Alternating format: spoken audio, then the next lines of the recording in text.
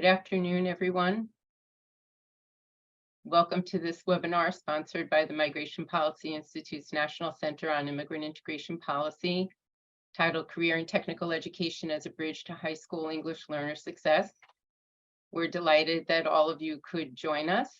And before we get going, first of all, I'll just say that my name is Margie McHugh. I'll be moderating. I'm the director of MPI's National Center on Immigrant Integration Policy, and just a few logistical or housekeeping points before we get going. You can see they're up on the screen that if you have problems accessing the webinar, please give us a call, 202-266-1929, or email us at events@migrationpolicy.org.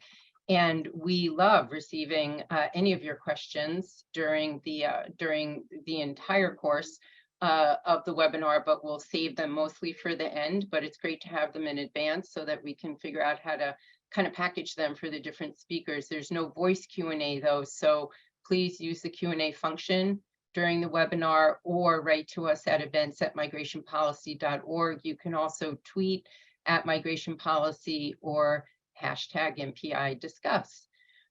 So today's webinar has as its foundation a report our center released today titled Unlocking Opportunities, Supporting English Learners' Equitable Access to Career and Technical Education. Many of you who are joining us know that supporting high quality education for English learners has been one of our center's core areas of focus since we were founded within MPI back in 2007. So this is a part of the larger body of work we do here at the center. Next slide, where we have a very deep focus on the education and training pipeline generally in terms of supporting immigrants and their children to succeed and successfully integrate in the US. And so our big portfolios include early childhood education and care, K-12 education, adult ed, and workforce development, as well as a focus very broadly on language access, both within those systems and in other major service systems. And also, especially being at the national, looking at these issues from the national as well as the state and local level, we've always had a commitment since our founding to try and improve governance of integration policy at the national level. So some of you may be aware that the Biden administration has launched a task force on new Americans where federal agencies are all looking at their policies. So if you're not connected to that work and you have some opinions about how federal policy might actually be improved to help you all in your work support integration, please be in touch or look for that on the Domestic Policy Council's website. We'll keep you updated too if you're on our mailing list. So moving more to today's webinar, you'll be hearing from Julie Sugarman, a senior policy analyst for K-12 education here at MPI. I'll introduce all three of the speakers in a little more detail in a bit. Also, Altagracia or Grace Delgado, who is the Executive Director of Multilingual Services for the Aldine Independent School District in Texas, and Brooke Martin, who is the Executive Director for Career and Technical Education, also in the Aldine School District. So we are really excited to have both of them join us to talk about what they've managed to do together in that district to really make these services work for English learners. But first we'll move to Julie, who is the author of the report that was released today. Many of you are familiar with Julie's work. She's growing old in this field, just like I am. She's been in the field for over 20 years now, serving as a leading researcher and policy analyst on English learners and education for immigrant background students more generally. What I love about her work is that she focuses a good part of her time trying to kind of welcome new people into the field. She's been publishing a series of English learner insights in her work here at MPI that sort of try to help people who are concerned about education issues for immigrant background children and their families actually really understand how the K-12 field works. And at the same time, she plays a key thought leadership role in national policy circles, focusing both on assessment, EL assessment issues, as well as issues related to late arriving immigrant students, among others. So with that, I will turn it over to Julie to take us through, give us a tour of her report. Cool.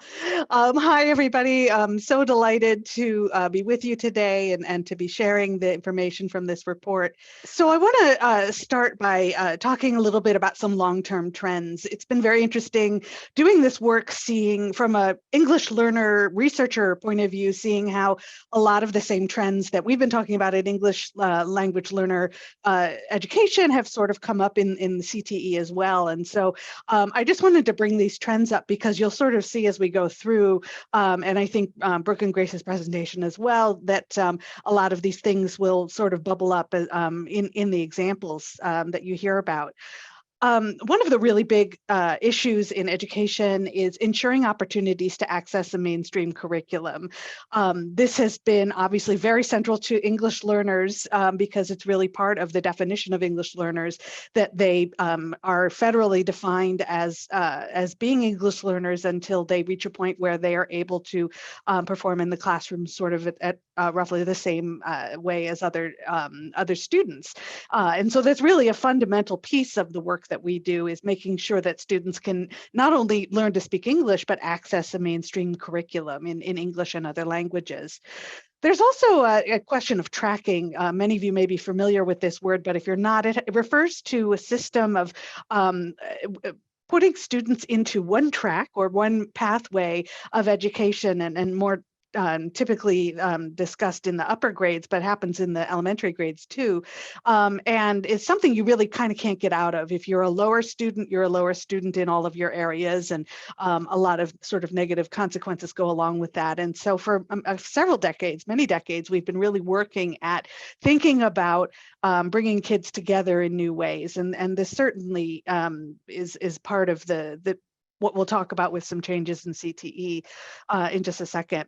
Another long-term trend is increasing academic standards. Talking about career and college and career readiness, it's probably, again, a phrase that you've been hearing a lot, and this is something sort of signaling that we want to give access to all of the pathways to everyone. So again, sort of taking away that stigma of, oh, if you're this type of student, you go into this type of pathway, but if you're this type of student, you can have access to college or to anything. So really thinking about increased standards for everyone.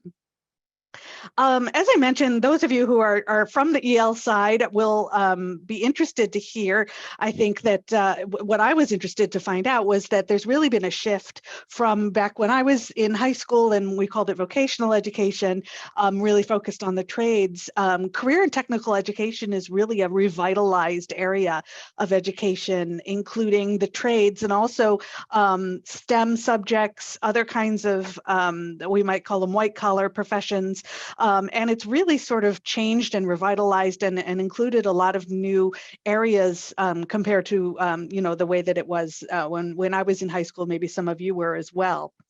So there's a very wide range now of pathways that are things that you can do, get certified right out of high school and get a job in, to things that are that you would need to get a bachelor's degree or higher in order to do. In using data to ensure equity, something that MPI has been very interested in and talking about, looking at disaggregated data from historically underserved student groups. So how are English learners doing? How are students with disabilities doing, and so on? And then capacity and systems building. So recognizing the complexity of each strand of what schools do, and putting systems in place and helping educators to understand and navigate them. This has been a really big effort as things have gotten more complicated, and we've tried to be serving all of our students with all of these programs. So as I often do, I want to share a few statistics. All of the statistics I'll be sharing here are from the school year 2019-2020, both because there's, with national data, there's a bit of a lag, a couple of years before we get the data. And also it was the last year pre-pandemic, so to speak. I mean, I know 2020 was part of that, but this was data collected before. So all of this data is sort of the situation before COVID. English learners are about 6.7% of the high school population. Many of you know it's about 10% of the whole K-12 population, so a little bit lower if you just look at grades 9 through 12. And similar to all the grades, it's a really wide range in the high school. In West Virginia, English learners only make up 0.7% of the population, and in New Mexico, it's 12.9%. So a very wide range. 71% of English learners graduate in 4 years compared to 87% for all students. And those rates for all students and for the subgroups have all been going up pretty steadily in the last couple decades. And then finally, this data is actually from the census rather than something collected from the schools. But 88% of foreign-born youth age 18 to 24 have a high school degree or equivalent like the GED, compared to 95% of all youth. So that's a different population from who we would call English learners, but this is the data that we have available. And I want to also mention, because it'll come up again, that the data that we have is generally from the government is for all English learners, and it doesn't really take into consideration the wide diversity within the English learner group. For example, students who are newcomers who've just arrived, especially those who arrive who are older students and don't have the level of education in their native language in their native country that would be equivalent to what we have here. Those students have very different needs from, for example, students who've been here right along since kindergarten, but are still English learners. So you really, we'll get into some data talking about that. Looking at the different populations is a really critical thing to do. So some federal policies supporting English learners in CTE. First, I'll talk about Perkins, which is the Perkins 5, which is sort of the shorthand for the reauthorized bill that covers as career and technical education, started out as, again, as vocational education. This iteration of Perkins, which was passed in, sorry, I didn't write it down, I think it was 2018, focused really strongly on equity and access, and that was really a turning point, or a big focus for this particular reauthorization. States are required to use funds to support the recruitment of special populations. That's a term that's used in that bill, in that legislation, to refer to the populations like English learners, students with disabilities, all of the groups that they're really concerned about are not participating in a proportion to their size of the population, and so people have been really concerned about that. So going right along with that, they require data disaggregation and requirements for both states and local education agencies to look at the participation and achievement rates of these special populations. And if there's discrepancies between, they make up 10% of your population, but only 2% of your CTE students, to look at ways to rectify that. And then there's also requirements in the law for consultation with representatives of various special populations.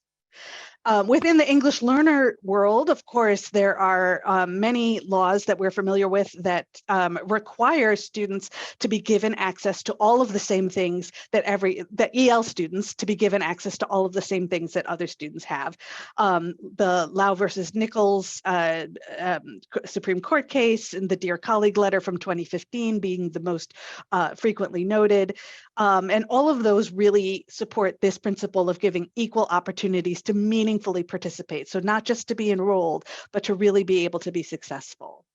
I also wanted to point out under this section that Title III of the Every Student Succeeds Act, which is the part of ESSA that gives that provides money for English learners and provides a lot of regulations around how they're educated, you can actually use Title III funds for CTE for ELs, and I gave you the reference there that in section 3115. That doesn't mean that your specific district might not have some specific regulations around that, but in general, it is in the bill. So one of the things that really prompted me to want to look at this issue is to know whether students who are English learners are over or underrepresented in CTE. And you may be looking at this map saying, my goodness, that's a crazy looking map. It's got zeros and ones all over it and not the numbers I'm used to seeing. But I had seen a map that was showing the percent of English learners who were taking part in CTE, and it was a little bit misleading, or it was hard to really understand because I didn't know how many students there were. So if it says 5% of CTE students are English learners, is that a lot? Is that a little? It's hard to know. So this map actually shows you the over and under representation. So 0 means the share of ELs in CTE is exactly the same. So 5% of the population is English learners, 5% of your CTE population is ELs. That would be 0 on the map. And you can see that most of them are pretty close, zeros and ones. There was a few states that where there's a little bit of overrepresentation in a little bit of overrepresentation in Idaho, California, and Virginia, and slightly underrepresented in Alaska, Indiana, and Rhode Island. But looking at the country as a whole, it's pretty proportionate. But that's a really important point because you can't really tell how this plays out on the ground. It's just state by state. So you don't know whether a particular district or a particular school is over or underrepresented unless you have access to that data. Obviously, states can look at it, districts and schools can look at their own data. But as a researcher, it's a little bit harder to get a handle on whether this idea that it seems pretty representative across the board really plays out on the ground. And then again, as I mentioned earlier, we only have data for English learners as a whole group. We don't have data for example, newcomers or students with limited or interrupted formal education or students who speak Spanish or any of these other groups. So again, we can sort of get a general idea for how English learners as a whole do, but there's a lot of deep dive information that you'd really want to do to get more understanding of what's happening in a particular district. This chart shows the number and share of English learners in the career clusters. So the federal government has 16 career clusters that it refers to.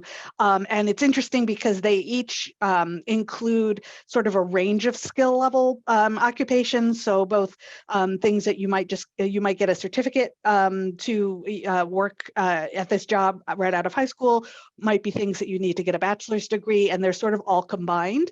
So as you're looking at who goes into what areas, it's a little bit hard to tell if you're looking from an equity perspective in terms for many of these clusters in terms of really being able to see at a glance whether there's equity.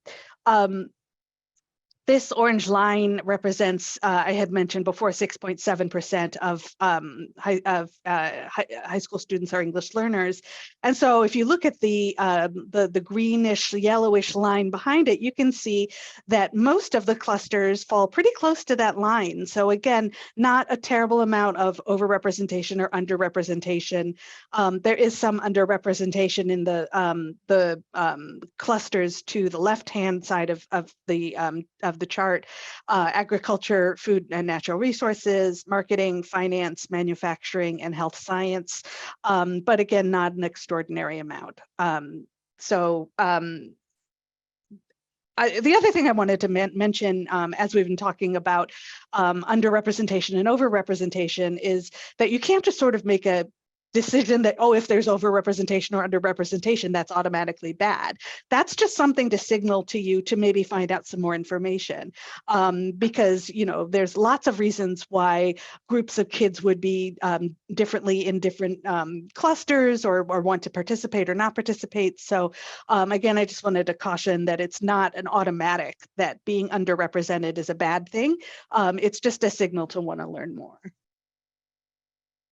So now I just want to talk a little bit about what's in sort of the meat of the paper, talking about barriers and opportunities in serving English learners. I'll talk a little bit first about barriers and just going to give a couple little examples, but you can get more information in the paper that came out today. So some of the barriers are listed here, starting on the left-hand side, thinking about communication. There have been a number of qualitative research papers or descriptive research papers that have talked about students saying, I never got any information about how course requirements work for graduation. I didn't get information about CTE or about other things. And that does seem to be a trend in the field. I don't know that there's anything that's really quantified it, but we know that, providing information to speakers of other languages can be challenging for a lot of reasons. And, there could be a lot of reasons why students feel they don't get this information. But obviously, if they don't know, CTE is not a requirement, it's an elective area. So if they don't know about it, they might not ask to be included in it. So communication could be a really big issue in terms of who is participating. The second issue is mindsets. We talked earlier about some really powerful policies around equity and access, but access to courses really is about mindset too, and about who the people that are sort of the gatekeepers of these courses and scheduling and all of those things, who they see as belonging in CTE, or maybe who they don't see as belonging in CTE, and maybe some thoughts about whether that English learners should learn English before they go into these sorts of classes. People have lots of beliefs about English learners and bilingualism and all of those things. And so, it can be a barrier if the folks that are advising kids don't really understand English learners. Program and course conflicts. This is sort of a whole set of barriers I talk about in the paper, and is a really sort of big and in some cases intractable issue, because for newcomers, especially kids who arrive at 13, 14, 15, they have a lot of other things that they need to be taking. They may be taking ESL classes, English as a second language. They may have double periods for some of their academic classes. So with social studies is actually 2 periods long, because they get their content primarily in one period, and then they get a lot of language support in the other period, or it can be all combined, of course, as well. And they may be taking some remedial courses to catch up in work that they haven't had yet, and then that can play out later in high school as well. By the time they get to be juniors or seniors, they may be trying to catch up on courses they need for credit. So all of those issues could cause students just not to have time or room in their schedule for CTE. And program conflicts, again, things that are, I don't say this to say that it ought to be different, but just to say there are serious conflicts. Obviously, if you have a newcomer program and maybe it's in a school that doesn't have a CTE program also in that school, then you're looking at a situation where, well, we know that this newcomer program is great for our kids and they should really be going into this for their first year, and then they'll go into a comprehensive high school. But, that's just a question. It's something to weigh, that they may not have access to CTE while they're there. And you might wonder how, we'll talk maybe a little bit about this, how you can make access to them for them. In terms of priorities, I think this would be familiar to any of us that have worked with EL and immigrant populations, that a lot of these students really need to work to earn money for their families, or for, they have come to the US to earn a living and discover that they are only 16, so they have to go to school, because you have to go to school until you're 18 in the state that they're in. So they feel, torn between wanting to work for money and then taking classes. Some kids can feel like, oh, we have a family business. I'm not going to take CTE because I'll go into my parents' business. And that can be a great choice. But, it's good to know what the options are, and having a opportunity to train for something else in CTE might be something that we really want them to understand.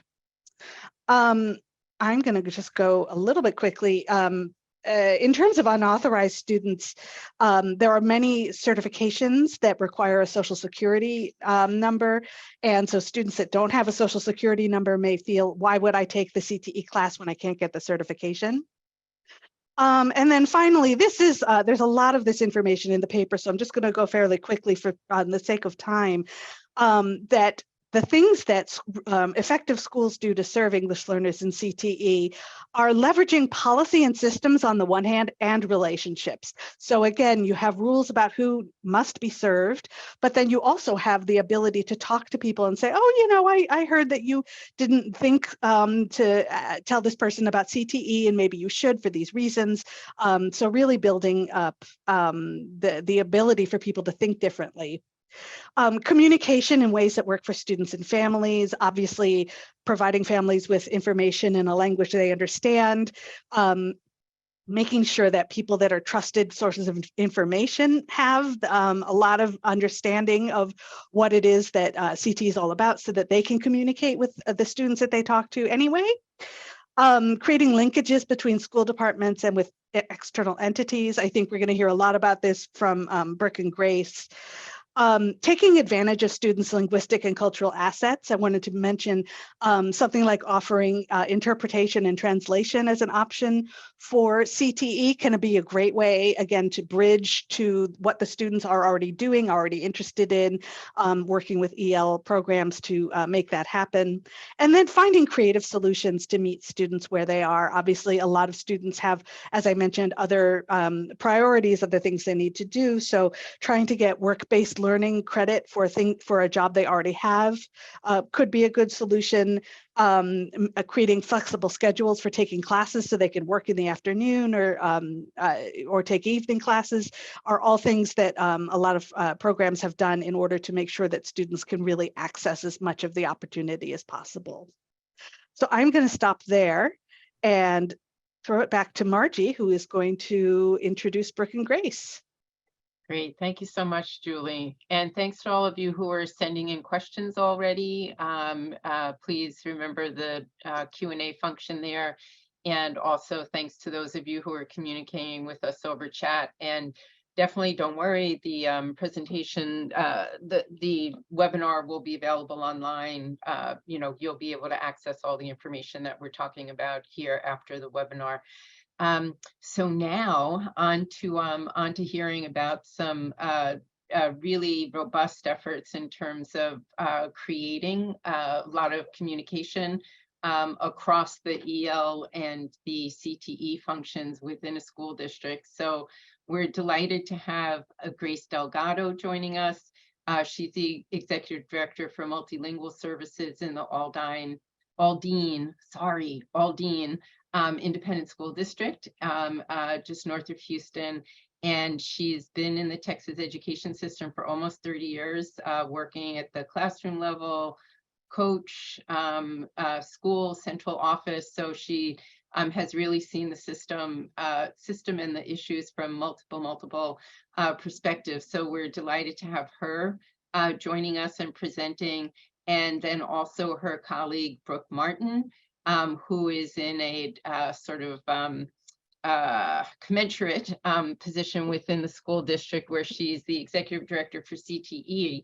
And she's been working in Aldine for all of her education career since 2010, and similarly has worked at the classroom, campus, and district level.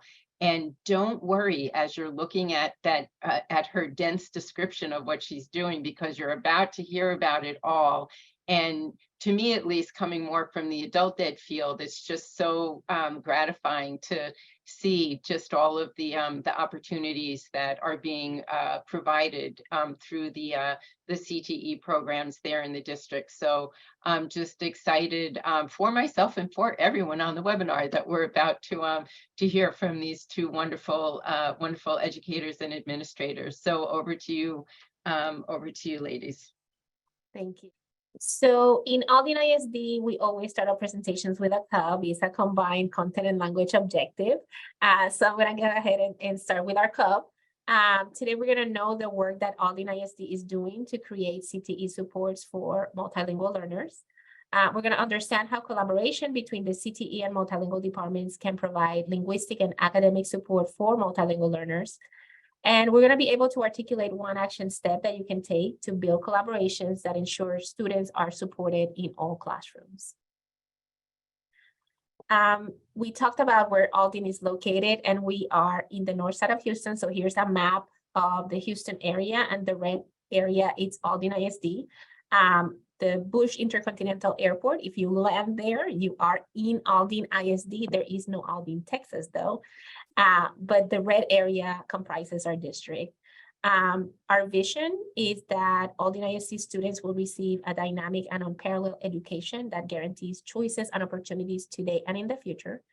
And our mission is that we will provide a rigorous and enriching educational experience that prepares every student for success in college, career, and life.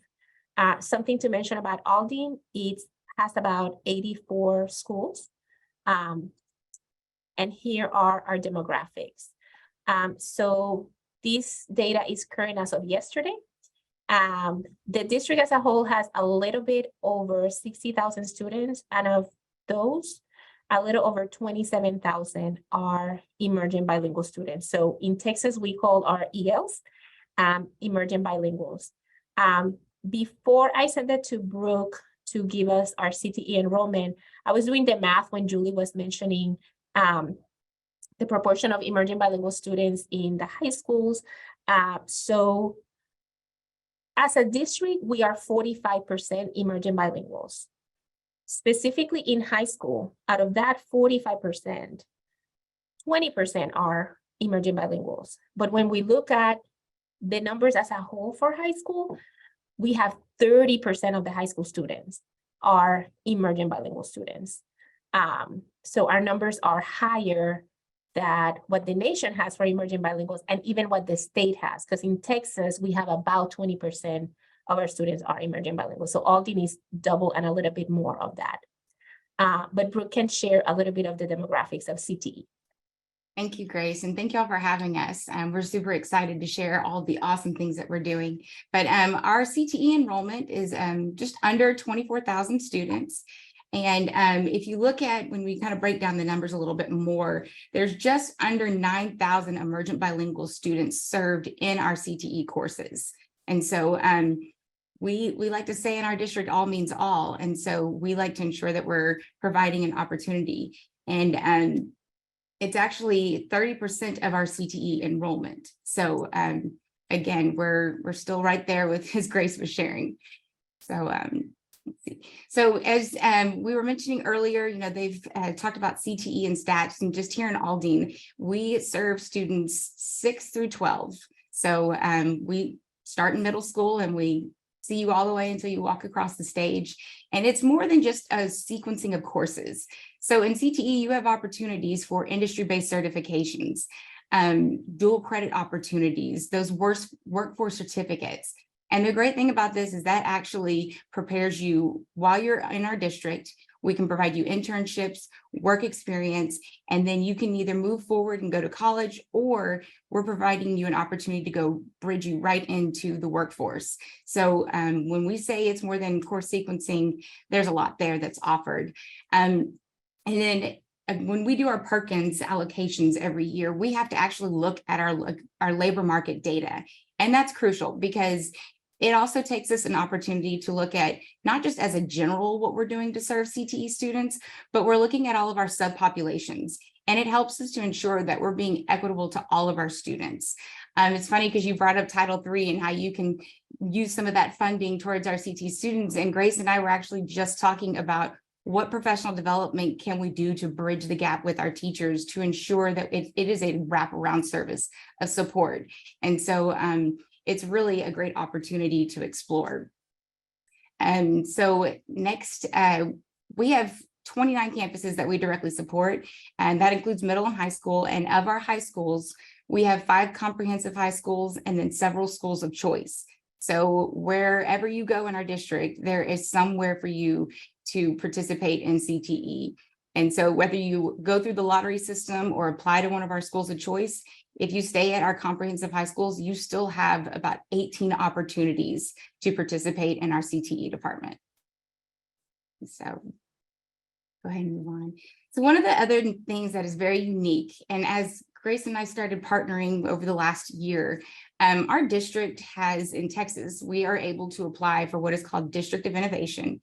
Through District of Innovation, you can apply for whether you can start your school year early. There's all kinds of attributes that you can apply for. But one of the things that's specific towards CTE is that we hire individuals that are directly from the industry. This is unique because, I mean, health science, it's great to hear from an actual nurse. HVAC, that's just stuff that not necessarily can be picked up from a book. And by having that industry experience, it really enhances the program and opportunities for students. The one thing that we hear, and you'll hear it statewide and even national, is that the turnover rate for DOI teachers is rather large because they don't have the pedagogy side. You know, as an educator, you understand lesson planning and the ungodly amount of acronyms that we have in education. I mean, I think in a matter of a year, you probably hear 20 more that have been added on. But when we have our teachers that come from industry, they really are missing that gap. So within our own department, we have actually started this year a support program. So we brought them in, we have our cohort this year, and by state law, we have to have 20 hours of professional development. And so we've taken this opportunity to take that 20 hours and intentionally put it towards pedagogy support, but from a CTE lens. Our district has great opportunities for professional development, but you know, it's the one thing that we always hear is, well, this isn't geared towards math. So we've taken charge of that and partnered with our other departments. Multilingual was one of the first ones that we kind of stepped into it. Because when they rolled out Elevation, we wanted to get ahead of it with our teachers. But then when we did this cohort this year, we brought in all of our individuals and they sat and they were hands-on with the instructor. And I mean, let me just tell you, DOI teachers have a special place in my heart because teaching was not their primary passion, but now they're here to share their passion with us. And I mean, whenever you're talking to them and telling them, especially when we showed them Elevation, it was just all these light bulbs went off and it was like, oh my goodness, I've been looking for all this. And oh, I can connect with my students. And the feedback has been amazing. Grace, do you have anything to tag on to? So to talk a little bit about Elevation, we bought Elevation Strategies as a district, which is a repository of instructional strategies that focus on engagement and language. And it's available throughout. And we wanted to purchase because we wanted to be able to have teachers have those tools available when they're planning for instruction. And we did a big push throughout the district to like layer it and go through our administrators and our instructional support and then get to teachers. But the beauty of purchasing that for us was that we were able to provide that to 100% of the teachers and in 100% of the classrooms. So we have been able to establish these collaborations with not just core teachers, but also all our ancillary staff with like fine arts and CTE and health and PE. So our teachers in those areas also have access to the strategies. It just requires that we are doing that professional development so they can see how this strategy works in the classroom. So an example in this slide is a particular training that happened with these DOI teachers, but the people training them is actually one of our program directors in Multilingual and an ESL instructional specialist from the CTE high school who came and helped train the teachers to see how the strategy can work in their classroom. The other picture that you see there, it's a picture from a tweet from Brooke. So Brooke went with us to the NABE conference this year. And I really appreciated this particular tweet because what she mentioned was, it's not your students or my students, it's our students.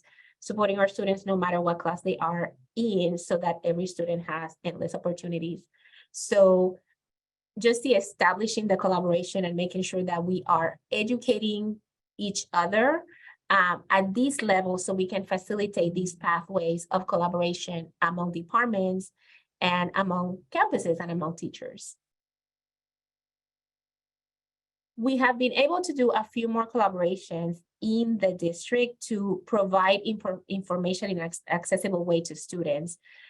So back in October, Multilingual wanted to host an activity mainly for our emerging bilingual students in 8th grade. We wanted them to know what opportunities are available for them in high schools and understand like what do they need to graduate and just showcase different pathways. So we contacted our CTE partners who were able to contact our schools, and then we were able to showcase those programs, and kids were able to talk to kids that are currently in those programs and hear directly from them what they're doing and what these programs are doing for them.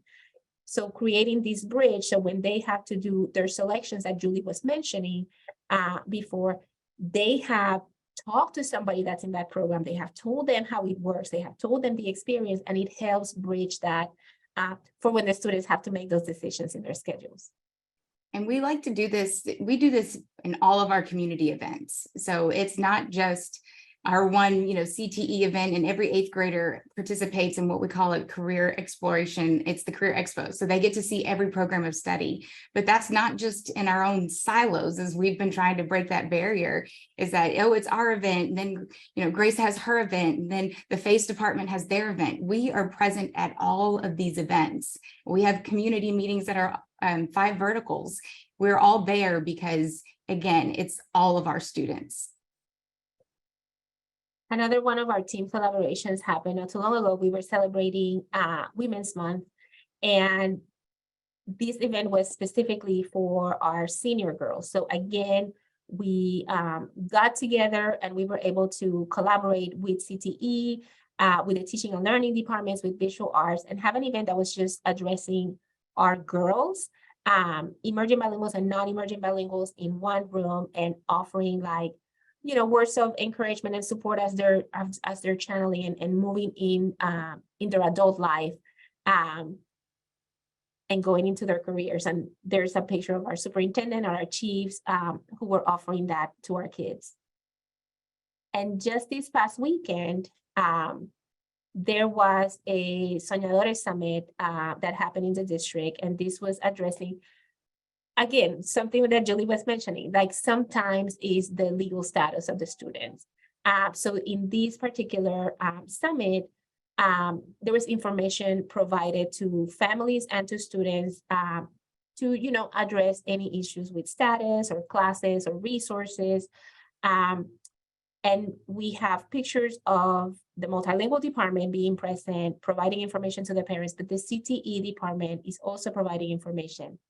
The picture right on top of where it says Soñadores Summit is a picture of the session that CTE actually provided for the families and the students. And once again, we have not just the CTE department providing the information, that ESL instructional specialist that was helping train the DOI teachers is there supporting the CTE information and providing it in the additional language. So he was acting also as a translator for any information needed for the families. I think something that I wanted to mention in regards of access to language that sometimes can become a barrier. Something we invested on this year was to provide translation services for all campuses.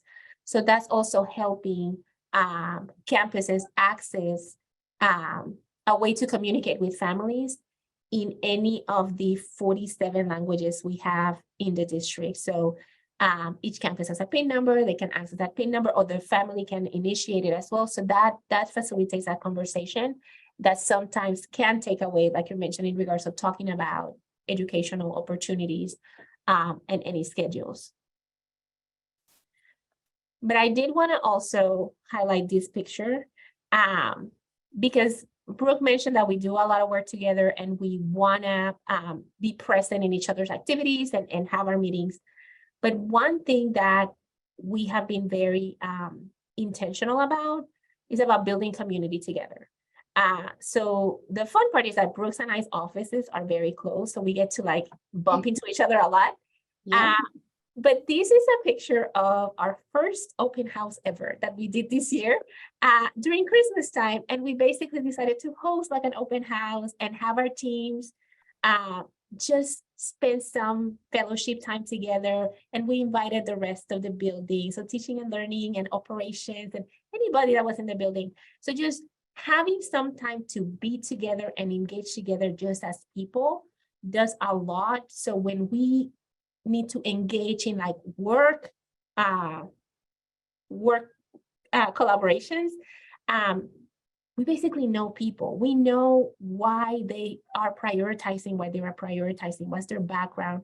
And we can move, like, we don't have to focus on that. We can really focus on that. Okay, your beliefs and my beliefs mesh. We can collaborate in these pieces. How can we make these work with each other? And if Brooke needs me to go somewhere, I'm going to get in my car and go. And I know I can call on Brooke because we've had to spend that time together. And we've seen a lot of growth and a lot more that we can do for our kids through moments like this. Like, yes, we do our events together, but spending time together as people has been changing for our teams. There has been also, this has literally been the breakdown of what we like to say, the silos of individual departments. I mean, there was a event that we had not too long ago, and there was such a misconception. And I believe you have spoken earlier about the misconceptions of CTE program offerings.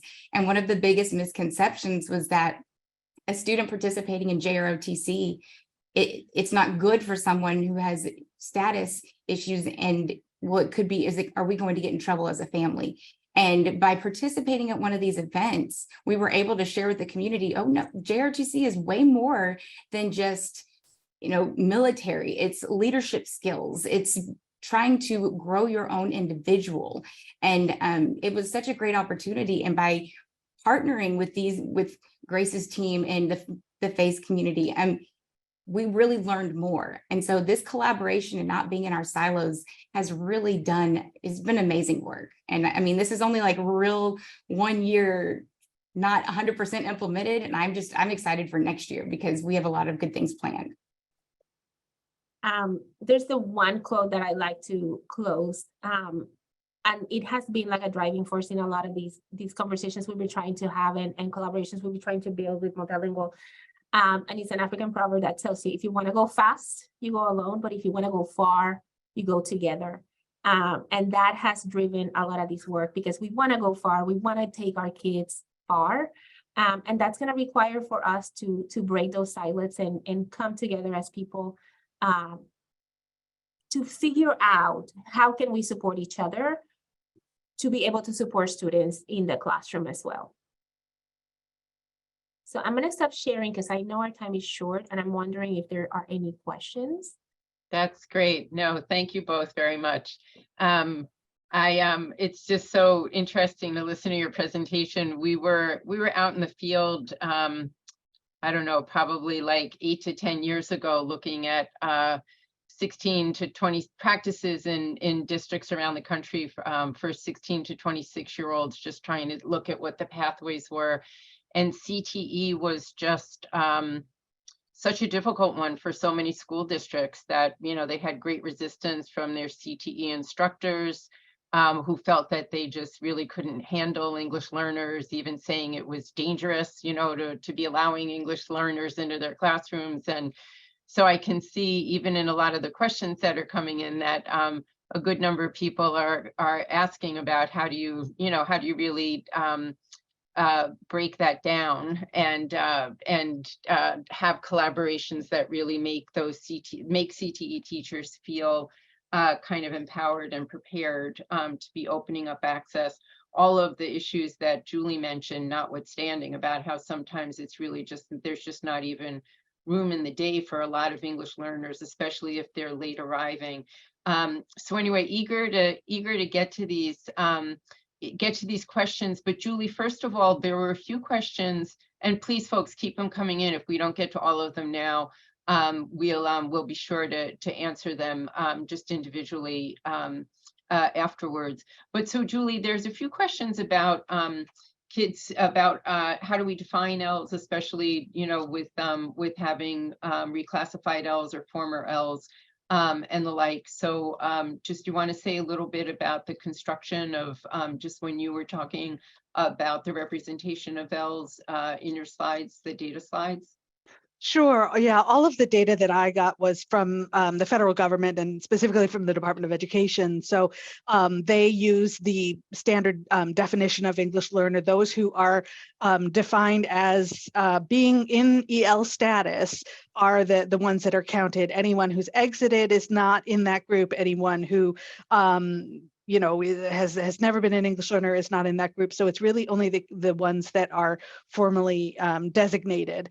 And that's again, it's another issue that we're not able to look at the long term in terms of how do our former English learners do, because they often do even better than students who are never English learners in their academic subjects. Great. And then I think Brooke and Grace, I'll just maybe ask you to one or both of you to say a little bit, but perhaps you, Grace, would be more the person for this. Questions about late arriving English learners. Are there particular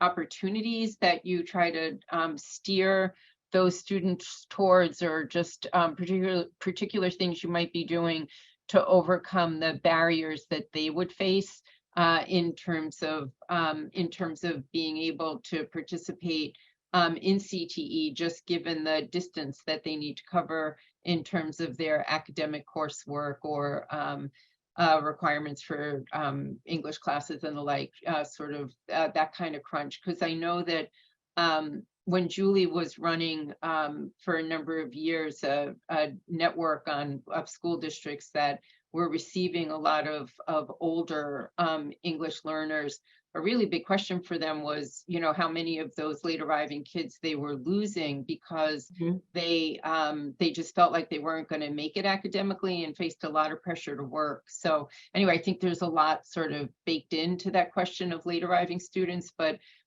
do you know how many of them you have, how many of them are able to make it and succeed in CTE programs, and is there any secret sauce you have for working with them? So there's no secret sauce, and we're always trying to find better ways to address some of those concerns. So we're testing, we're always doing and testing a few things. We do have a couple of options for students that are late arrivals, or like newcomers that are in our secondary campuses. We have a couple of programs. There is a high school that is dedicated to newcomers, and it is newcomer dual language. There is a CTE pathway. There's a couple of CTE pathways in that building, and one of them we're actually in the process of translating documents, because one of them is going to be offered in Spanish for that group. And then we also have our Accelerated English Academy in the other comprehensive high schools, and that they are inside of the comprehensive high school, and they have like a double block of English and language, but they have access to additional classes. So they're not removed from the building and then brought back. In addition to that, we are addressing auditing credits that students may be bringing with them to try to find some of those credits that can be put in their transcript that we may be missing, that can help alleviate some of that weight in the school, to open more space for students to actually have access to those other classes. But sometimes we may have done incorrectly, and we're having these kids take classes that they already came with, and for the language or whatever barrier we had, we were not able to give them credit. So we're just testing a few things, trying to, because we do see it. We do understand that our overage kids feel that responsibility. We always have that weight of the dropout rate when they get to it, because they do have to work. We saw it with the pandemic. We had a lot of kids. We lost a lot of kids that were working. They were frontline workers. So it's always trying and testing. At the NILPA conference, I said, if it's not illegal, we're going to try it. So that's really how we operate. We try to see what's working, and if that doesn't work, we'll try something else, because what we do want is to provide those choices and opportunities for our kids. And we know that there is a lot they can take advantage through these courses in CTE, because it'll prepare them better, and they can go into the workforce better prepared and support their families as well. Great. All right, well, one of my favorite things has happened, and that is when somebody else asked the question that I was really hoping they would, so that I don't have to pretend that we got it from other folks. So when I was saying that we were out in the field years ago and things didn't look so great with access to CTE, it really, so much of it did have to do with there not being kind of professional development for folks in CTE for working with multilingual learners. And so that's one of the questions that came in. It was, well, a few questions in that area. One is, can you just say a little more specifically about that, the PD that you did with CTE teachers around those issues? And then we shared the link, a participant had sent in the link to Elevation. I know that you spoke about that as part of it. I know that might be like a whole other webinar for you to talk about it, but if you could just maybe sort of steer people, you know, towards the kind of key elements of that they should be aware of, and maybe if there's anything in particular about Elevation that that you didn't address already. So for the CTE teachers specifically, one of the things, and I can tell you, when I was first a teacher, I vividly remember sitting in a training and someone sitting next to me saying, well, that student will never be able to do web tech because of the coding and, you know, vocabulary. And I just remember thinking to myself, that's a student you're talking about. You are literally handicapping them before ever giving them an opportunity. And so since being in central administration, it has always been a matter of ensuring that our CTE teachers have the right training, but it's tailored to them so that it's useful. The thing that we've had in years past, and you may have seen this in the field and your experience, is that the training is geared towards math, science, history, English. And as a CTE teacher who has a very specific, maybe health science background or welding, I mean, that's not going to tailor to us. Our department or our programs are already so unique as it is. And so if you throw something out there that is completely not applicable to our department, you lose your teachers. And so when we have the one thing our district has done is when we do our district staff developments, we break out by content area. So all of math goes together and all of CTE goes together, fine arts, they go into their groups. And so you're taking the district initiatives and you're presenting and teaching and training your teachers with your content specifics. And so that has been a crucial piece because you're literally empowering our teachers to be better and to support our students. And so that professional development, when Grace was talking about, you know, we've incorporated Elevation. So we had members of her team come in and sit down with every content area and say, this is what it looks like in welding. This is what it looks like in animal science. Take this. How does it work? How does this look in a classroom? And so when we did our trainings across all 48 programs of study, there was a specific example for each one of those areas. So again, it was useful. It meant something from them. They weren't walking away with, is this what it means if you translate it over to CTE? It just alleviated a lot of gray area. So you were giving them, you were comforting them in their own content area to be able to use it. And I think also giving them the time to they receive the training, but there's also time for them to work through the kinks, access the platforms, think about a lesson that's coming, and workshop it together, but also with the supports from Brooke's team and my team. So we can address the CTE side and the language side. That is also helpful. So it's like Brooke is saying, it's meaningful, and they can then turn it and work it out with their students. So professional development, if nothing else, is one piece that really needs to be strengthened. So that way we're working to support teachers in how to build those scaffolds for the students. Great. And I'll just say to everyone who's with us that that will go at least 5 minutes over, I would say, just given how many questions we've gotten and the level of interest and the diversity of the questions. So a lot of folks are commenting on yeah, just what it's like in the places some of them work in terms of trying to get kind of cooperation and attention and get people out of silos. So I think, you know, that all of the work that you two personally have been doing to sort of weave things together, I think the lessons of that aren't lost on anyone. So on the question though of establishing a lot of the school business partnerships that are needed for doing some of these things, could you talk a little bit about who creates those partnerships? Are they done from the central office? You know, just I would imagine, Brooke, given that there is an ED position over this, that maybe a lot of this is on you. And then there's also a question about what sort of transition or reports or data do you have in terms of post-CTE? And then if you don't mind, I'll weave into that, that there's an interest too on, you know, in terms of knowing who the multilingual learner or emergent bilingual students are, you know, where do they fall in sort of the data that you have about the programs that they're in, and you know, what they're what in terms of the outcomes that you're looking for, you know, sort of where do you see them? Wow, that is a loaded question, and I have a lot of answers. Yeah, sorry, I'm doing my best to weave them together. That's okay. So, well, so first and foremost, one of the great things that's here in Aldine is our community is amazing. Like the support, I mean, it's kind of like in Field of Dreams. If you build it, they will come. They show up. We have community partners and businesses that literally come knocking on our door and say, what are we doing? We want to help. We want to do this. We've seen, oh, your kids are going to competition and they're excelling. They're making it to nationals. So, I mean, the community support, it's there. We do have within our team, we actually do have a program director of partnerships.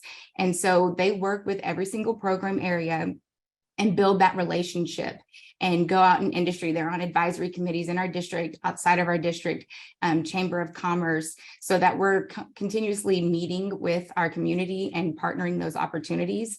Are there limitations sometimes? Of course. But again, we still have other opportunities within our community that are willing to work with us. You know, one of the big ones that we typically tend to see, health science. That is probably our largest demand when it comes to program offerings and requests in our district. And of course, there's a need, we know this. But of course, sometimes our status can hinder that opportunity. But then there's other opportunities where we can look at saying, well, maybe there's some insurance opportunities where you can support and still help within the healthcare field. There's other opportunities that we really try and say, this is your passion, this is where you want to be. What are these obstacles? Okay, here's a business partner who's willing to support that and maybe supplement it in a different direction, but you're still within that industry. And so that's been really good. And again, it really goes back to our partnerships. They're amazing. And we include them in everything that we do when it comes to selecting our programs of study. But then when it comes back time to evaluating, are we still on track? Are we in alignment with industry? And so we bring them back in along with students. And when they get to interact with our kiddos, last night we had a business partner at an award ceremony. And I mean, she was blown away by all of their accomplishments. And so it's really just utilizing your community is a key piece of that, because they know that that's our future.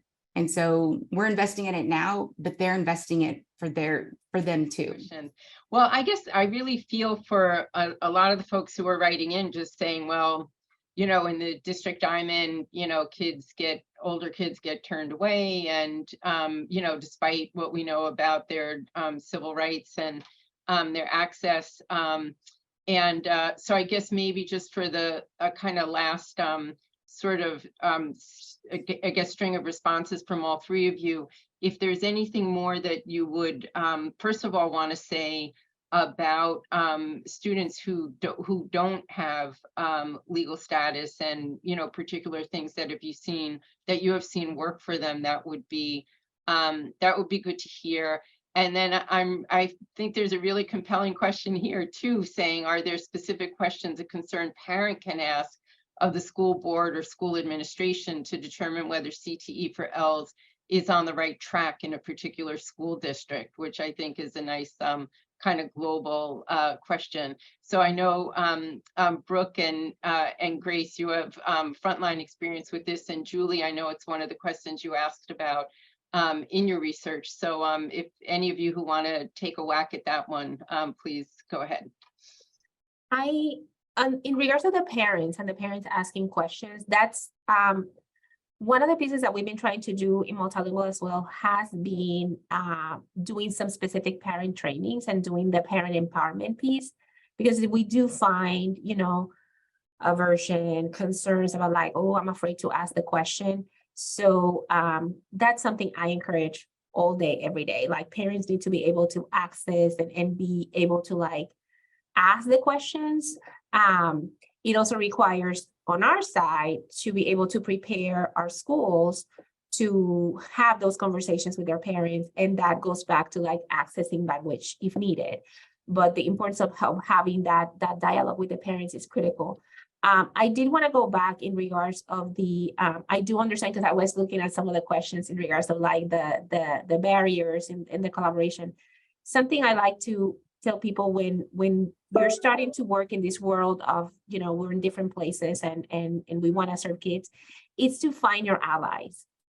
It doesn't have to be big, right? Like it doesn't have to be this central office thing, but there are people that want the same things for these multilingual students. And it doesn't have to be a massive move. It can be, oh, you can do that and I can do this. And it can be something small we're doing and we're starting from a classroom to a classroom. So it's not even in the whole building, but it can be something we're doing for each other because we have the same beliefs. We are going to do this little collaboration.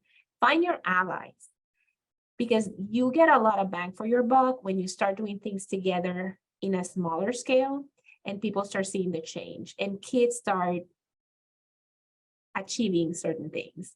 And then you have something that you can showcase. And then more people want to hear about it and more people want to join. So it doesn't have to be this complicated system that is massive that we're trying to like connect all these pieces. Sometimes it's just like, hey, actually something that Brooke and I talked not too long ago was in regards of curriculum writing, how can we support curriculum scaffolds for language? And what we said was like, Brooke just mentioned 48 programs. We're not touching 48 programs this summer. We're like, let's grab a couple and let's start there. Like which ones are like manageable? And then we're going to start little so that way we can scale up. So some small steps that are solid that we can build upon. I would say that's the best way to start in some of these collaborations that can bring fruit. That was not the answer to this question, but I wanted to make sure I share that. Good advice. Anything else specifically on the unauthorized, maybe? Julie, I don't know if there was anything from your research. No, I think that is, you know, showing kids that they can take classes and maybe it'll be helpful to them later in a different way, even if they can't take the test to get the certification. But yeah, no, it was for the high school folks that we talked to, is really quite an intractable problem. But I wanted to say, in terms of what to say in terms of advocacy, I think having numbers really helps. You know, and having, again, the kinds of things that I talked about in terms of disaggregating even your English group, looking at your newcomers, at the speakers of different languages, at kids at different kids who qualify for a free reduced price lunch versus those who don't, all of those different things, and being able to say, you know, can you show me the data in terms of who's actually taking these courses? And again, if there are discrepancies, there may be a good reason for it, and just having a conversation about why do you think that there are these discrepancies, or what more can we do, and finding out who they've talked to, who, you know, have you actually asked in these communities whether they'd be interested in doing more of this, and if they have access, if they know about it, and just making sure that they've actually done that work in order to, you know, talk to the community. Sounds good. All right, well, I am obviously there is extremely high interest in all you've been talking about, because almost so many people have stuck with us despite rolling over. But before I really get in trouble with our communications director for being such a bad moderator and running over, I think we should wind up. I just want to thank you, Grace and Brooke, for all of the great suggestions. And I just want to say, from our perspective at MPI, a big thank you to the Annie E. Casey Foundation for supporting this work. It was great to get back out in the field and to find that some things actually have been improving in this space since we were out there probably about 8 years ago, taking a bit of a look at these issues and mostly getting such negative reports. So kudos for everyone in the field who's been working on these issues. And again, I'll just promise that that for those of you whose questions we didn't get to specifically answer, we'll definitely get back to you in the next day or two. So again, thanks very much to everyone. Really appreciate your interest in these issues and really appreciate Grace and Brooke for sharing all of their great ideas with us. Take care, everyone. Bye-bye.